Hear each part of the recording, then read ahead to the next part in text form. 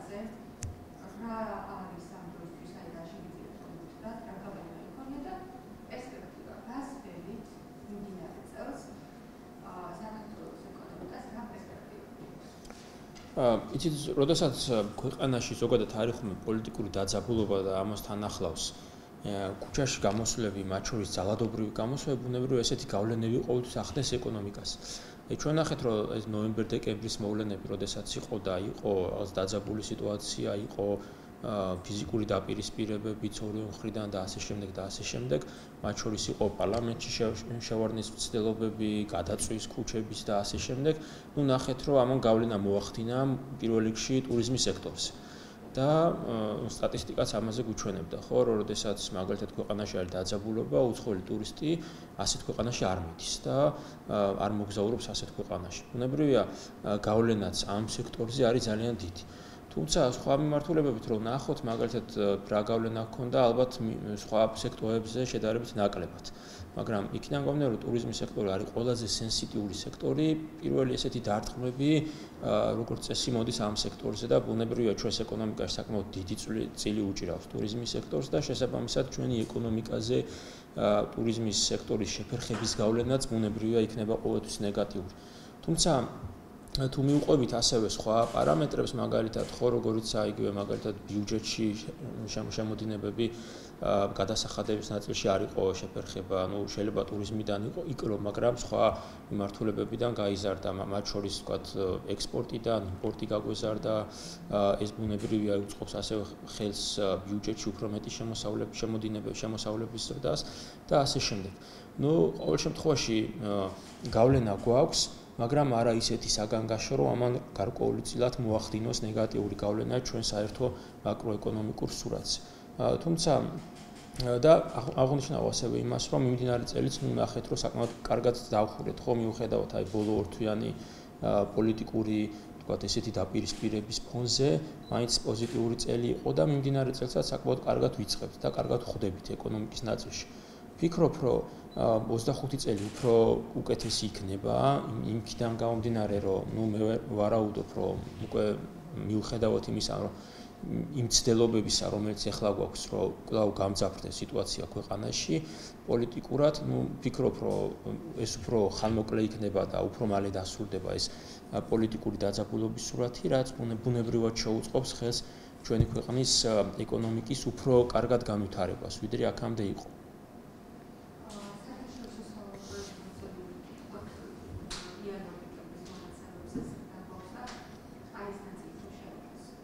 ნახეთ, ჩვენ სექტემბერ-ოქტომბერში გვქონდა შემთხვევა, როდესაც ლარის კურსი არა მიზნობრივად და უფრო სწორედ არა ფაქტორების გავლენის გამო გაუფასურდა, ხო? ანუ მცდელობა იყო გაუფასურების. ის იყო რაღაცა ჯერადი ტრანზაქციების ერთი და მეორე ეს იყო, თქვათ, აჟიოტაჟის და არასწორი მოლოდინების შექმნის შედეგად, ხო, რომელიც დაკავშირებული იყო წინასაარჩევნო პერიოდთან, რომ გარკვეული სუბიექტები ჯერ კიდევ ვერ პროგნოზირებდნენ, ვის შეიძლება გაემარჯვა არჩევნებში, ხო, და რაღაცა გაურკვევლობა იყო ამის ფონზე. და იყო რამოდენიმე მცდელობა იმისა, რომ ეროვნულ ბანკმა რეზერვები გახარჯა და ამაზე იყო ატეხილი საკმაოდ დიდი სკანდალები, ხო, მათ შორის გარკვეული ტელევიზიები იწყებენ ამ ინფორმაციით საინფორმაციო გამოშვებებს, Facebook იყო აჭრელებული, რომ აი რაღაცა ეროვნული ბანკი იქცევა, თითქოს, ვთქვათ, რეზერვებს ხარჯავს არამიზნობრივად და ასე შემდეგ და ასე შემდეგ, ხო? მაგრამ მოცემულობა ჰქონდა იმგვარი, რომ მაკროეკონომიკური სურათი არ იძლეოდა ლარის კურსის გაუფასურებას, შესაბამისად ამ გაუფასურებას ყველა შემთხვევაში ექნებოდა მოკლევადიანი ტრენდი და იქიდან გამომდინარე, რომ ამ მოკლევადიან ტრენდს არ მოეხდინა ზეგავლენა ფასებზე და არ მოეხდინა გავლენა ჩვენს მოქალაქეების სოციალურ-ეკონომიკურ მდგომარეობაზე, ეროვნულ ბანკმა თავისი მანდატით, ანუ თავისი ფუნქციური რესურსით მოახდინა ის, რომ ხელოვნურად დაიჭირა ესეთი მოკლევადიანი რყევებისგან ლარის კურსი. თუმცა როგორც კი არჩევნები დასრულდა, იმ წუთას ვითარება შეიცვალა და პირიქით ეროვნულ ბანკს უკვე შეექმნა შესაძლებლობა იმისა, რომ ამოიღო ეს დოლარი, ანუ დოლარი ისევ შეესყიდა და მოიხდინა რეზერვების შევსება. უკვე ნოემბერ-დეკემბერს სურათს რო ხედავთ, ჩვენ პრაქტიკულად დღევანდელი მოცემულობით თითქმის 4.5 მილიარდი გვაქვს საერთაშორისო რეზერვები, საკმაოდ კარგად გაიზარდა ნოემბერშიც და შემდგომ დეკემბერში განსაკუთრებით, თუმცა არავინ აღარ ახსენებს, ხო, მათ შორის არც ის ტელევიზიები, არც ის ჟურნალისტები და არც ის პიროვნებები, რომლებიც ტეხნენ აჟიოტაჟს, რომ აი რახანი ეროვნული ბანკი ყიდის ამ რეზერვებს იქცევა ეკონომიკა, ეროვნული ბანკი და ასე შემდეგ. თუმცა დღეს, როდესაც გაჯანსაღებისკენ მიდის პროცესი და ეროვნული ბანკი ავსებს რეზერვებს, ამაზე აღარავინ აღარ ამახვილებს ყურადღებას და არავინ არ ამბობს იმას, რომ ეს არის ეროვნული ბანკის სწორი პოლიტიკის შედეგი. ხო, წინააღმდეგ შემთხვევაში ჩვენ ეს სურათი არ გვექნებოდა. ლარი სექტემბერ-ოქტომბერში გაუფასურდებოდა ძალიან ახტომისებრულად, ძალიან დიდზე და შემდგომ გვექნებოდა სურათი ის, რომ თქვათ მიშვებული ლარის პირობებში გაიზრდებოდა ფასებიც, სოციალური მდგომარეობაც გაუმჯობესდებოდა და კარგი შესაძლებლობა მიეცემოდათ პოლიტიკოსებს, რომ უფრო ორგანიზებულად მოეხდინათ ბჭყალებში რევოლუცია, რისი მცდელობებიც იყო და რასაც არც მალავე, ხო? თუმცა დღეს გვაქვს სურათი რადიკალურად შეცვლილი, ეკონომიკური სურათი ქვეყანაში სტაბილურობისკენ მიდის, საერთაშორისო რეზერვები ქვეყანაში იზრდება და მოსალოდნელია რომ კიდევ უფრო გაიზარდოს, იმიტომ რომ შემოდინებები ქვეყანაში საერთაშორისო ნაკადებიდან იზრდება, ტურიზმმა დაიწყო ისევ დაბრუნება თავის კალაპოტში და დაიწყო აღდგენა, რაც ასევე ხელს უწყობს საერთაშორისო ვალუტის ჩვენს ქვეყანაში შემოსვლას და ამასთანავე გვეზრდება ექსპორტიც, რაც ვნახეთ გუშინდელი სტატისტიკის მონაცემებით და ეს გვაძლევს იმის შესაძლებლობას, რომ ქვეყანაში შექმნას მეტი ვალუტა და ეროვნულ ბანკს მიეცეს კიდევ უფრო მეტი შესაძლებლობა იმისა, რომ შეავსოს მომავალშიც ეს რეზერვები. ამიტომ მე ვფიქრობ, რომ მომავალ წელი იქნება სტაბილური ეკონომიკის პირობებში მეტი შესაძლებლობით, რომ შეივსოს საერთაშორისო რეზერვები.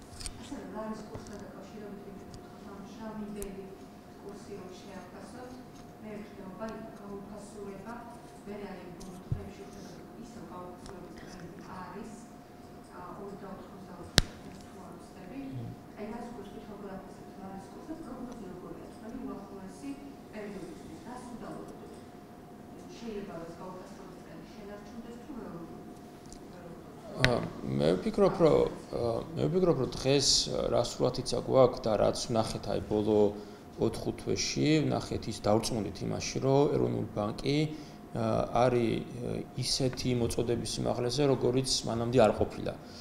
და გულისხმობ იმას, რომ როდესაც ლარის კურსი უფასურდება არა მაკროეკონომიკური ფაქტორების გათვალისწინებით და უფასურდება აჟიოტაჟური ან ცრუ მოლოდინების შექმნის საფუძველზე, ეროვნული ბანკი მყისიერად ერევა ხელოვნურად ბაზარზე და იჭერს იმ წონასწორულ ნიშნას, რომელიც უნდა იყოს ბუნებრივ მოცემულობაში, ხო?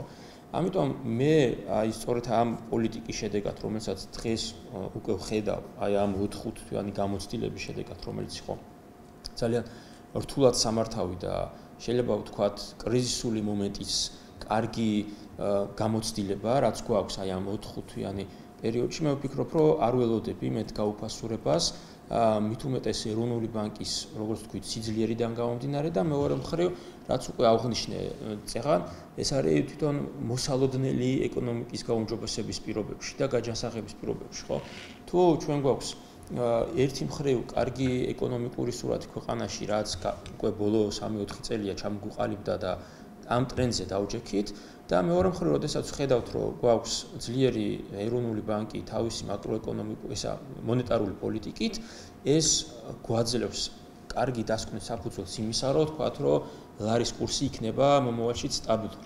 ნახეთ, ჩვენ ნახეთ, რომ 300 მილიონზე მეტი შეისყიდა დეკემბერში ეროვნულ ბანკმა, ხო? ეს დაინახა მან სურათი, რომ ქვეყანაში არის გაზრდილი საერთაშორისო ვალუტის შემოდინება და მიეცა შესაძლებლობა იმისა, რომ შეევსო რეზერვები.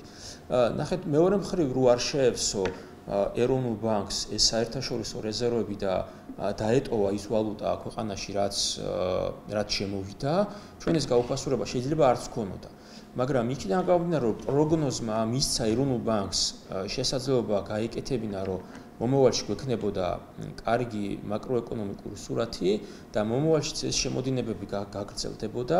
სწორედ აი ამ ანალიზის საფუძველზე ეროვნულ ბანკმა მოახდინა, რომ სწორედ შეივსო რეზერვები და გაიმყარა მისი პოზიციები, რაც მანამდე მაგალითად მოუწია გახარჯვა აი ამ აჟიოტაჟის და ცრუმოლოდინების ჩასაქრობად. ამიტომ ვფიქრობ, რომ ეს ტრენდი გაგრძელდება, რაც უკავშირდება ეკონომიკის ზრდას და მაკროეკონომიკური პოლიტიკის გაუმჯობესებას.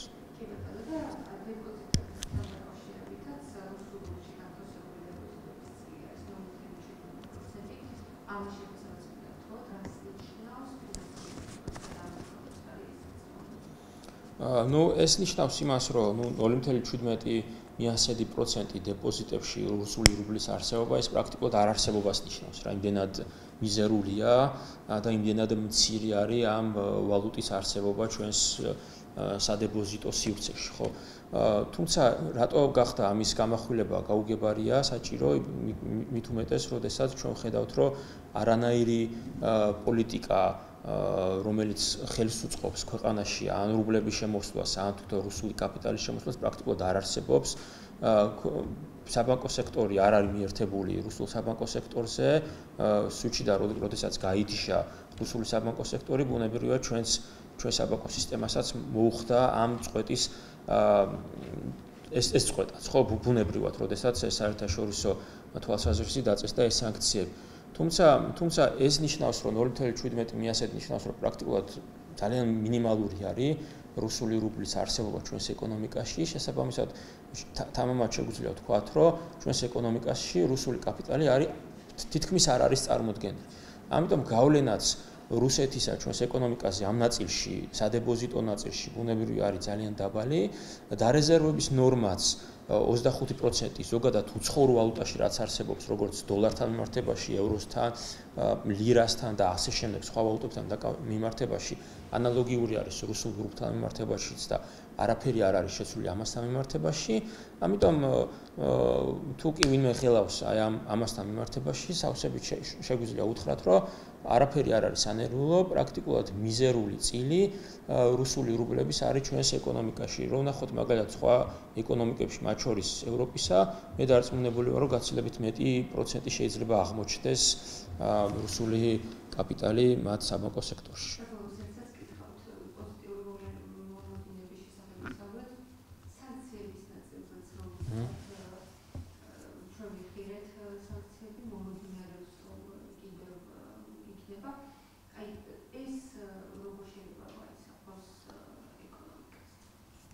ზოგადად, როდესაც სანქცია ცოტა ისეთი ტერმინი არის, რომელიც მისი გაჟღერებითაც უკვე ნეგატიურ ასოციაციას იწვევს საზოგადოებაში, თუმცა ბოლო მაგათ 2-3 წლიან პერიოდს რო გადავხედოთ, ეს სანქციები რაღაცა რუტინული გახდა და სამყარო მისწავლა ცხოვრება სანქციებთან ერთად. არაერთი პიროვნება, არა თუ ჩვენთან, არამედ მსოფლიო მასშტაბით არის დასანქცირებული. მათ შორის არიან პიროვნებები, რომლებიც რამოდენიმეჯერ დასანქცირდნენ, იმიტომ ეს პიროვნებები სასამართლოს წესით მე იხსნიან ხოლმე სანქციებს, როდესაც მხოლოდ პოლიტიკური ნიშნით არიან დასანქცირებული ადამიანები და სამართლებრივი საფუძველი არ არსებობს, მათ შორის იმ ქვეყნების სასამართლოებიც უხსნიან ასეთ პიროვნებებს სანქციებს, თუ მათ მიმართავენ, რა თქმა უნდა, ხო? ამიტომ გარკვეული სახით, როგორც თქვი, არის რუტინული ხასიათი მიიღო ამ სანქციებმა. სამყარო მისწავლა სანქციების პირობებში ცხოვრება და ამის არაერთი მაგალითი გვაქვს და მათ შორის ქვეყნებიც ახდენენ განვითარებას ამ სანქციების პირობებში. თუმცა ჩვენ შემთხვევაში რაც არის, გვაქვს სურათი, რომ ეს სანქციები არის პერსონალური და ეს სანქციები არ არის განზოგადებული და არ არის ქვეყნის მასშტაბით. ამიტომ ეს ამ თვალსაზრისით მე ნაკლებად ველოდები, რომ ესეთი გავლენები ჩვენს ეკონომიკაზე რაიმე ტიპის გავლენას მოახდენს, თუმცა როგორც თქვი, შინაარს ნაწილში, რა თქმა უნდა, ცუდია და ნეგატიური, მათ შორის ყურისთვისაც და ამის გაჟღერებაც, მაგრამ ვფიქრობ, რომ ჩვენც უკვე პრაქტიკულად რამოდენიმე სანქცირებული პიროვნება გვაქვს, მაგრამ ამ სანქციებს ჩვენს ეკონომიკაზე გავლენა ვერ მოუხდენია, კვლავ გვაქვს მაღალი ეკონომიკური ზრდაც, გვაქვს განვითარების კარგი ტემპიც და ვფიქრობ, რომ ესეთი ტემპის შენარჩუნებაც კიდევ უფრო მეტად დაასტაბილურებს ჩვენს ეკონომიკას.